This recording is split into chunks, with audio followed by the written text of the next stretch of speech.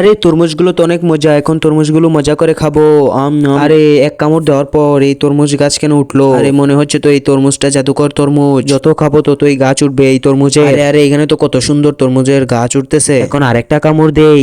কি হইতেছে আমার সাথে? এতগুলা তরমুজ গাছ কেন উঠতেছে? আরে আরে এই লোকটি যত তরমুজ খাইতেছে ততই গাছ উঠতেছে কেন? আরে ভাই আপনি যতই কামড় দিতেছেন ততই গাছ উঠতেছে, আপনার তো ব্যবসা এখন লালের লাল হয়ে যাবে। এই তরমুজ খাওয়ার পর যত কামড় দিব ততই গাছ উঠবে এবং আমি লালের লাল হয়ে যাবো। আরে ভাই আপনি কার কাছ থেকে তরমুজটি কিনেছেন? ওই যে আমার সামনে একটি তরমুজওয়ালা বসে আছে, উনার কাছ থেকে আমি এই তরমুজটি কিনেছি এবং খাই, যত খাই ততই গাছ উঠে। আরে ভাই দেখেন, আমিও এখন উনার কাছ থেকে তরমুজ আনবো, এনে আমিও গাছ উঠাবো অনেক অনেক। আচ্ছা ভাই আপনি যান গিয়ে একটি তরমুজ আনেন এবং আপনিও গাছ উঠাতে পারবেন। আরে উস্তাদ আমাদের ব্যবসা তো অনেক লস হচ্ছে। আরে ভাই আপনি তরমুজ কত করে বিক্রি করেন? আমার দুইটি তরমুজ লাগবে। ভাই একটির দাম 1000 টাকা। আরে না ভাই আপনি অনেক দাম বলতেছেন, আমি এখান থেকে কিনবো না আপনার দ্বার থেকে, এখানে অনেক সস্তায় পাওয়া যাচ্ছে, আমি এখানে চলে যাই। আরে আমরা তো অনেক বেশি দাম বলে ফেলেছি, এই জন্য লোকটি চলে গেল। আরে আমি তো এখন তরমুজের ব্যবসা দিতে পারবো, আমার তো অনেকগুলো তরমুজ হয়ে গেল।